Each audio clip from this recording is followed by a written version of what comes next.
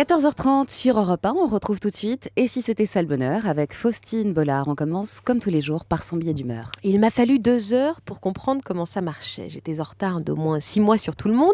Mon équipe autour de moi jubilait de me voir excitée comme une gamine devant un gâteau savane à l'heure du goûter. Ce jour-là, dans l'open space du premier étage d'Europe 1, je découvrais la magie de Facebook. Fanny, mon assistante de l'époque, était clouée derrière mon épaule.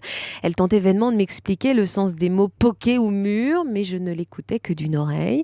Comme tous ceux qui viennent à peine d'ouvrir un compte sur un réseau social, je n'avais qu'une envie, retrouver mes anciens petits copains. Enfin, quand je dis retrouver, c'est un bien grand mot. En fait, ce que je voulais, et c'est aussi pour cette raison que je ne cessais d'inciter Fanny à me laisser faire ma propre expérience sur la toile, ce que je voulais donc, c'était surtout les voir, les observer sans être vus.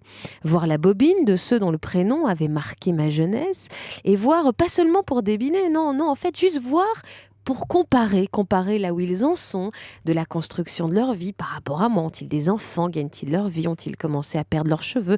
Leur femme est-elle jolie? Est-ce que je suis quand même pas un peu mieux qu'elle? Mettre côte à côte les albums photos de nos quotidiens respectifs, peut-être pour avoir enfin la réponse à la question que je me posais à cette époque. Aurions-nous une belle vie ensemble? À ce propos, je me souviens de mon grand amour de presque adulte. À Bordeaux, autour d'un plateau de fruits de mer, il m'avait dépeint l'existence que nous pourrions mener plus tard.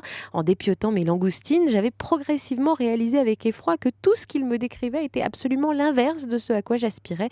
Pourtant, je l'aimais tellement. Aujourd'hui, quand je flâne sur son profil Facebook, en effet, je ne suis pas envieuse, ou juste un petit peu.